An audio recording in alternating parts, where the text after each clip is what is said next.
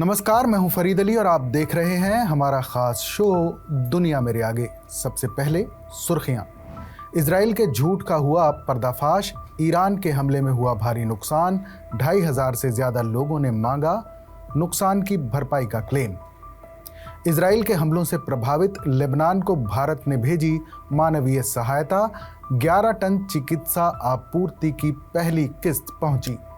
Ukraine से लड़ने के लिए पुतिन के दोस्त किम जोंग ने भेजी सेना, रूसी सेना के साथ फ्रंटलाइन पर नजर आए उत्तर कोरियाई सैनिक। पाकिस्तान के कुर्रम इलाके में नहीं थम रहा शिया सुन्नी विवाद, आए दिन हो रही झड़पों में मारे जा चुके हैं सैकड़ों लोग।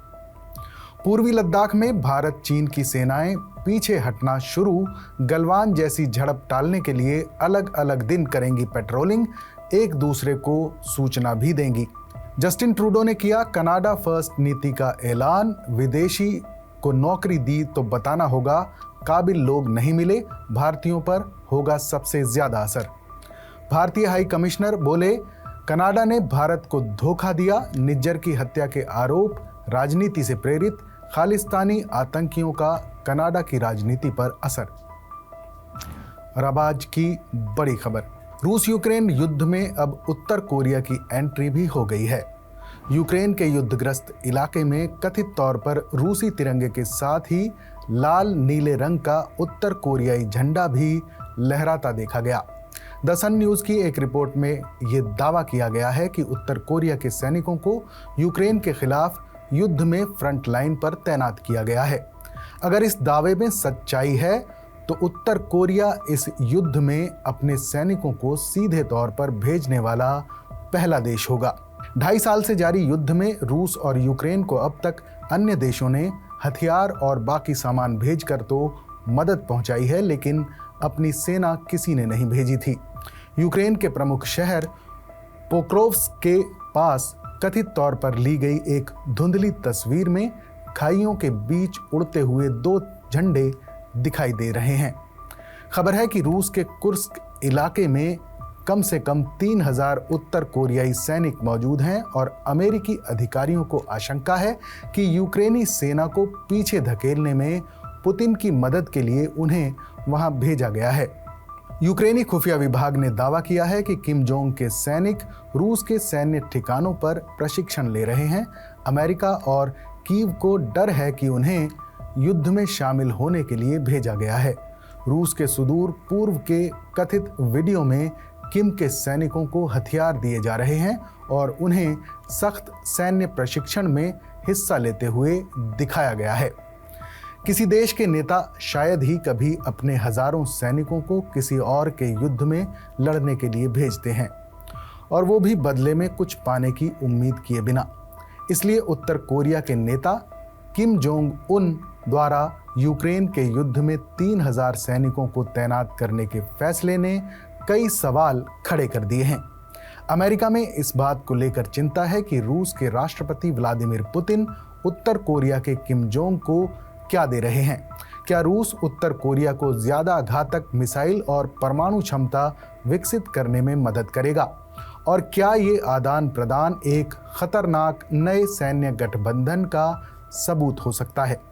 अमेरिका में राष्ट्रीय सुरक्षा और खुफिया अधिकारियों ने बुधवार को कहा कि इन सवालों के जवाब अभी तक साफ नहीं हैं। भले ही उन्होंने सबूत जारी किए हों कि सैनिकों को उत्तर कोरियाई बंदरगाह शहर वॉनसन से जहाज द्वारा रूस के व्लादिवोस्तोक ले जाया गया था। व्हाइट हाउस में राष्ट्रीय सुरक्षा प्रवक्ता जॉन किर्बी ने कहा कि खुफिया अधिकारियों को उत्तर कोरियाई सेना को मजबूत करने में मदद करने के लिए रूस द्वारा किसी विशेष वादे का कोई सबूत नहीं मिला है। लेकिन उन्होंने पत्रकारों से कहा कि रूस किम जोंग की मदद के लिए बहुत कुछ कर सकता है। यही हमारे लिए सबसे ज्यादा चिंताजनक बात है। जिन विशेषज्ञों ने प्योंगयांग की सैन्य कोशिशों पर दशकों से नजर रखी है, उनके मुताबिक मुमकिन है कि किम जोंग रूस से 2 व्यापक श्रेणियों में मदद मांग रहे हैं।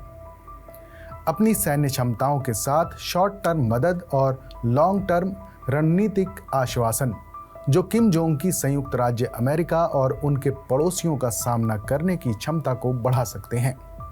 न्यूयॉर्क टाइम्स की एक रिपोर्ट के मुताबिक जॉर्ज टाउन यूनिवर्सिटी में सरकार और अंतर्राष्ट्रीय मामलों के प्रोफेसर और वॉशिंगटन में centre for strategic and international studies में कोरिया चेयर विक्टर डी चा कहते हैं कि युद्ध के मैदान में सेना भेजने से ज्यादा कोई मजबूत संकेत एक देश दूसरे देश को नहीं दे सकता है। उन्होंने कहा कि सेना भेजने से उत्तर कोरियाई नेता को बदले में रूस से बहुत कुछ मांगने का मौका मिलेगा। पुतिन और किम के बीच गहराते रिश्तों को जून में दर्ज किया गया था, जब उन्होंने मुलाकात की और सहयोग का वादा करने वाले दस्तावेज पर दस्तखत किए। इसमें कहा गया है कि अगर किसी एक देश या कई देशों द्वारा सशस्त्र हमले के कारण दोनों पक्षों में से कोई एक युद्ध की स्थिति में आ जाता है तो दूसरा पक्ष बिना किसी देरी के अपने पास मौजूद सभी साधनों से सैन्य और बाकी सहायता मुहैया कराएगा। अमेरिकी अधिकारियों का मानना है कि व्यापक रणनीतिक साझेदारी पर संधि के रूप में जाना जाने वाला ये दस्तावेज यूक्रेन में उत्तर कोरियाई सैनिकों को भेजने और दूसरे सहयोग का रास्ता मजबूत करता है। एक्सपर्ट्स का कहना है कि छोटी अवधि में मुमकिन है कि किम जोंग रूसी राष्ट्रपति पुतिन से कई ठोस चीजों की उम्मीद कर रहे हों। उत्तर कोरिया ने पिछले कुछ सालों में अपनी हथियार क्षमताओं का प्रदर्शन करने के तरीके के रूप में बार बार परमाणु परीक्षण किए हैं। उत्तर कोरिया को अपनी मिसाइल क्षमताओं को बेहतर बनाने में मदद की जरूरत है। हाल की खबरों से पता चलता है कि रूस द्वारा यूक्रेन के खिलाफ इस्तेमाल की गई उत्तर कोरियाई मिसाइलों ने उम्मीद के मुताबिक प्रदर्शन नहीं किया है। रूस अब उन्हें बेहतर बनाने में किम की मदद कर सकता है। अपने परमाणु कार्यक्रम को आगे बढ़ाने में भी किम जोंग पुतिन से मदद मांग सकते हैं, जिसमें एक शांत परमाणु ऊर्जा से चलने वाली पनडुब्बी हासिल करने का उनका लक्ष्य भी शामिल है, जो कई बैलिस्टिक मिसाइलों को लॉन्च करने में सक्षम है, जो संयुक्त राज्य अमेरिका या अन्य सहयोगियों तक पहुंच सकती है। पिछले साल नॉर्थ कोरिया ने अपने सबसे छोटे परमाणु वॉरहेड का प्रदर्शन किया था, जिससे ये चिंता बढ़ गई थी कि ये छोटे ठोस ईंधन वाले रॉकेट पर एक वॉरहेड को गिरा सकता है, जो इसके क्षेत्रीय विरोधियों तक पहुंच सकता है। हालांकि उत्तर कोरिया को ऐसे वेपन सिस्टम बनाने में कम ही सफलता मिली है, जो मिसाइलों को अमेरिका और उसके सहयोगियों द्वारा तैनात एयर डिफेंस या एंटी मिसाइल सिस्टम से बचने में सक्षम बनाते हैं। उत्तर कोरिया ने 3 सैन्य उपग्रहों को लॉन्च करने के अपने लक्ष्य को भी पूरा नहीं किया है। ये एक ऐसा इलाका है जहां रूस बहुत मददगार साबित हो सकता है। रूस उत्तर कोरिया की पारंपरिक सेनाओं को आधुनिक बनाने में भी मदद कर सकता है।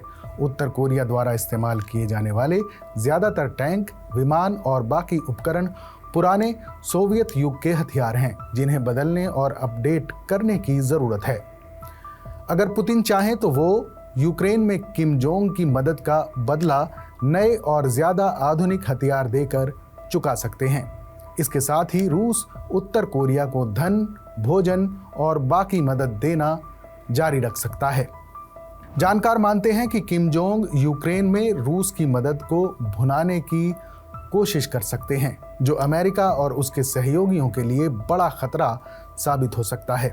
व्लादिमीर पुतिन के रूप में अब उनके पास एक दोस्त है और इस दोस्ती का अमेरिकी विदेश नीति और दुनिया भर के देशों के बीच बातचीत के तरीके पर स्थायी प्रभाव पड़ सकता है। इस महीने की शुरुआत में फॉरेन अफेयर्स में लिखे एक लेख में अमेरिकी विदेश मंत्री एंटनी ब्लिंकन ने चेतावनी दी थी कि कुछ देश, खास तौर से रूस, ईरान और उत्तर कोरिया की साझेदारी के साथ साथ चीन, इंटरनेशनल सिस्टम के बुनियादी सिद्धांतों को बदलने पर आमादा हैं। खास तौर से ब्लिंकन ने जिक्र किया कि यूक्रेन में युद्ध के मैदान पर रूस के 2 साल के संघर्ष ने पुतिन को मदद के लिए उत्तर कोरिया की तरफ रुख करने के लिए मजबूर किया है।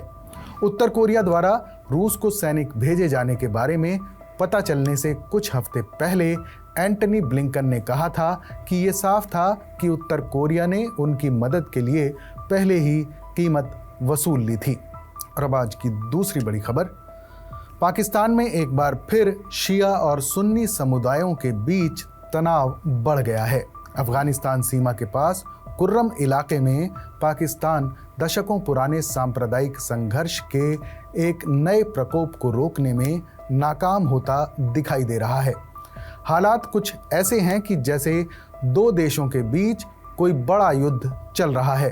न्यूयॉर्क टाइम्स की एक रिपोर्ट के मुताबिक रॉकेट लॉन्चर और मोर्टार की गगनभेदी गर्जना ने पहाड़ों की चोटियों, प्राचीन मैपल के जंगलों और अफगानिस्तान की सीमा से लगे उपजाऊ खेतों वाले पाकिस्तानी जिले कुर्रम की शांति को छिन्न भिन्न कर दिया है। लोग अस्थायी बंकरों में जमा हो गए हैं और उनके गांव युद्ध के मैदान बन गए हैं। कई महीनों से इस इलाके में सुन्नी और शिया मुसलमान जमीन विवाद को लेकर रुक रुक कर लड़ रहे हैं, जो दशकों से चले आ रहे संघर्ष का एक नया प्रकोप है, जो अफगानिस्तान में हुए दो युद्धों और इलाके में आतंकवादी समूहों के उदय के समानांतर लगता है।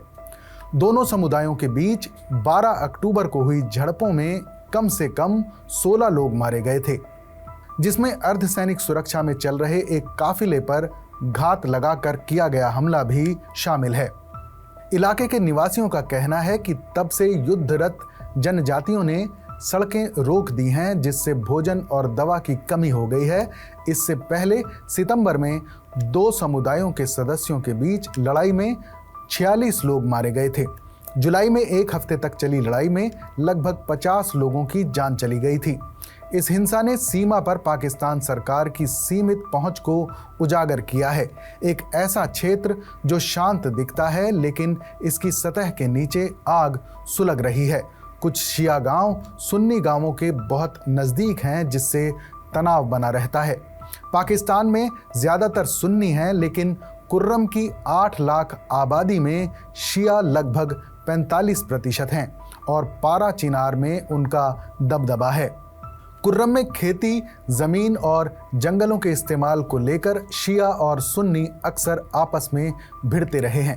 कुछ सीमावर्ती ज़िलों में ज़्यादातर ज़मीन सामुदायिक मालिकाना हक वाली है, जिसका कोई औपचारिक रिकॉर्ड मौजूद नहीं है, लेकिन स्थानीय बुजुर्गों के मुताबिक कुर्रम में ज़मीन के मालिकाना हक का आंशिक रूप से ब्रिटिश काल के दौरान दस्तावेजीकरण किया गया था और उन रिकॉर्ड्स के साफ न होने से लंबे समय से चल रहे संघर्ष को बढ़ावा मिला है। पाकिस्तानी सरकार इन झड़पों को रोकने में नाकाम रही है। हालांकि पुलिस का कहना है कि उन्होंने हाल ही में हुई हिंसा के सिलसिले में दर्जनों लोगों को गिरफ्तार किया है। पिछली सरकारें भी इस क्षेत्र में लड़ाई को रोकने में नाकाम रही हैं। पिछले साल कुर्रम में जमीन को लेकर हुए संघर्ष में कम से कम 25 लोग मारे गए थे। एक अलग घटना में एक स्कूल में 7 शिया टीचर्स की हत्या कर दी गई थी। पारा चिनार में शांति विरोध प्रदर्शन का आयोजन करने वाले कुर्रम के सांसद हमीद हुसैन ने कहा था कि एक साधारण जमीन विवाद को सांप्रदायिक हिंसा में बदलने से रोकने में प्रशासन की नाकामी शर्मनाक है। जब विवाद पैदा होते हैं तो उपद्रवी लोग सांप्रदायिक आधार पर हिंसा भड़काने के लिए मस्जिदों में ऐलान के जरिए प्रचार करते हैं। साल 2005 में पाकिस्तान ने कुर्रम से अफगान शरणार्थियों को निकाल दिया था, जिससे सुन्नियों में शिया दबदबे के बहाल होने का डर पैदा हो गया। फिर इसके चलते अप्रैल 2007 में खूनी संघर्ष शुरू हो गया और सुन्नियों को पारा चिनार इलाके से निकाल दिया गया। 2008 की शुरुआत में पास के आदिवासी जिलों में गठित एक उग्रवादी समूह तहरीक तालिबान पाकिस्तान यानी TTP के आने से सांप्रदायिक हिंसा और ज़्यादा भड़क गई। 45 दिनों तक चली गोलीबारी ने कुर्रम को तहस नहस कर दिया था। सैकड़ों शिया और सुन्नी साथ ही पाकिस्तानी तालिबान के आतंकवादी मारे गए और कई गांव जला दिए गए। शिया नेताओं ने दावा किया कि TTP पारा चिनार पर कब्जा करना चाहता था, क्योंकि शिया उन्हें अफगानिस्तान में अमेरिकी सैनिकों पर हमला करने के लिए अपनी ज़मीन का इस्तेमाल नहीं करने देंगे। 2015 की शुरुआत में कुर्रम और पड़ोसी इलाके के असंतुष्ट TTP सदस्यों के एक समूह ने इस्लामिक स्टेट खुरासान प्रांत या ISIS-K की स्थापना की, जिसका ताल्लुक इस्लामिक स्टेट आतंकवादी समूह से है। 2021 में अफगानिस्तान पर तालिबान के कब्जे के बाद से कुर्रम में जनजातियों ने अफगान सैनिकों द्वारा छोड़े गए आधुनिक अमेरिकी हथियार हासिल कर लिए हैं, जिससे हिंसा को और ज़्यादा बढ़ावा मिला है। हमारे इस शो पर अपनी राय हमें ज़रूर बताइएगा। बाकी देश और दुनिया की तमाम बड़ी खबरों के लिए देखते रहिए TV9 डिजिटल।